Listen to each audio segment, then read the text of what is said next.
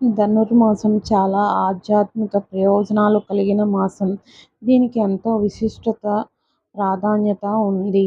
సూర్యుడు ధనస్సు రాశిలోకి ప్రవేశించిన తర్వాత ధనుర్మాసం ఏర్పడుతుంది. చాలామందికి ధనుర్మాసానికి సంబంధించి ఎన్నో సందేహాలు ఉన్నాయి. ధనుర్మాసాన్ని శూన్యమాసం అని ఎందుకంటారు? ధనుర్మాసంలో ఏం చేయవచ్చు, ఏం చేయకూడదు? ధనుర్మాసం యొక్క విశిష్టత ఏంటి? ధనుర్మాసంలో ముగ్గులకి ఎందుకంత ప్రత్యేకత? ఇవన్నీ కూడా చాలామందిలో ఉండే సందేహాలు. ధనుర్మాసంలో ఆండాళ్ పూజ, తిరుప్పావై పఠనం, గోదాదేవి కళ్యాణం వంటివి చేస్తారు. దివ్య ప్రార్థనలకు అనువైన నెల.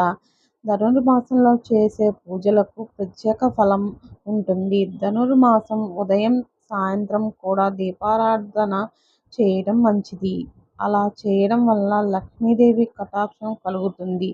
దారిద్ర్యం నుంచి బయటపడవచ్చని చాలామంది హిందువులు నమ్ముతారు. ధనుర్మాస సమయంలో ప్రత్యేకమైన ముగ్గులను ఇంటి ముందు వేస్తారు. ఈ ముగ్గులపై గొబ్బెమ్మలను, పూలను కూడా పెడతారు. లక్ష్మీదేవి రూపమైన గొబ్బెమ్మలను ఆరాధించడం వలన మంచి జరుగుతుందని ఇలా చేస్తారు. చాలామంది పెళ్లి అవ్వాల్సిన అమ్మాయిలు ధనుర్మాసంలో పూజలు చేస్తారు. కానీ పెళ్లి కాని అబ్బాయిలు కూడా ధనుర్మాసంలో పూజలు చేయవచ్చు. అప్పుడు మంచి జీవిత భాగస్వామి వారి జీవితంలోకి వస్తుంది. ప్రతిరోజు సూర్యోదయానికి ముందు స్నానం చేసి పంచామృతాలతో మహావిష్ణువుని అభిషేకించి ఆ తర్వాత తులసి దళాలతో, పూలతో అష్టోత్తరం చదువుకుని పూజ చేయాలి. చివరిగా నైవేద్యాన్ని సమర్పించి నెల రోజులు ఇలా చేస్తే మంచిది. ఒకవేళ ఇలా చేయలేకపోతే 15 రోజులు కానీ, 8 రోజులు కానీ చేయవచ్చు.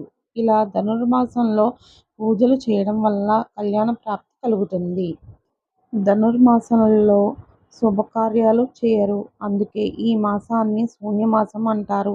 ధనుర్మాసంలో ఎక్కువగా సూర్య నమస్కారాలు చేస్తూ ఉంటారు. విష్ణుమూర్తిని రోజు ఆరాధిస్తూ ఉంటారు. ధనుర్మాసంలో వైకుంఠ ఏకాదశి వస్తుంది. ఆ రోజు బ్రహ్మ ముహూర్తంలో నిద్రలేచి మహావిష్ణువుని ఆరాధించాలి. స్వామివారికి తులసి దళాలను సమర్పిస్తే చాలా మంచిది. తులసి కోట వద్ద సాయంత్రం స్త్రీలు పూజ చేస్తే మహావిష్ణువుని అనుగ్రహం కలుగుతుంది.